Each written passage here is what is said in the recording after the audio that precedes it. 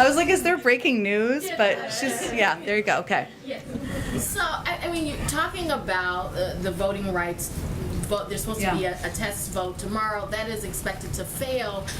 When you look at right now, the prospect for voting rights is not very high to get something through Congress as things stand right now. So what I would like to know is if you can say specifically what the White House plans to do if you cannot get some type of federal action. I know you said that there are a lot of other things. You look at this as the beginning of the process, but ultimately on an issue as fundamental as voting rights, if you cannot get federal action, what is left for the White House to do?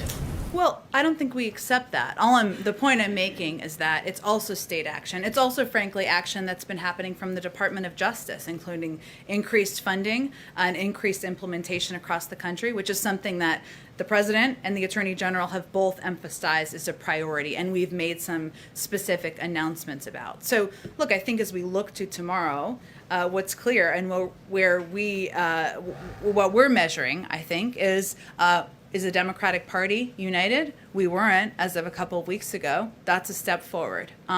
If and when, and as I will acknowledge, we don't expect there to be a magical 10 or more Republican votes. They've been clear. The Republican Party and Republicans in the Senate. They do not want to make it easier to vote. They do not want to make it more accessible for Americans to vote. Well, where do we go from there? That is a conversation we're going to have with leaders in Congress, with Democrats, with a range of members who also want to see advances on voting rights. And I expect the President will engage with Senator Schumer and others on the path forward. Talk about a conversation.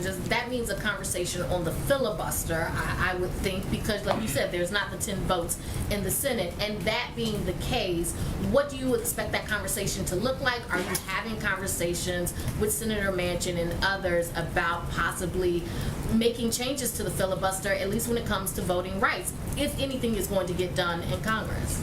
Well, first, I would say the president has spoken to his support for a talking filibuster in the past, and at times other members have as well. It requires 50 Democrats to support changes in the filibuster rules. I will allow you all to do your vote counting of where things stand there. I suspect it's not just one or two individuals who are opposed to that.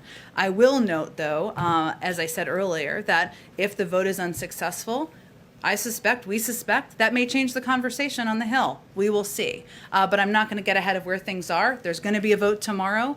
Democrats, we suspect and hope, will be united in making voting more accessible for people across the country, making sure we're advocating for it as a fundamental right.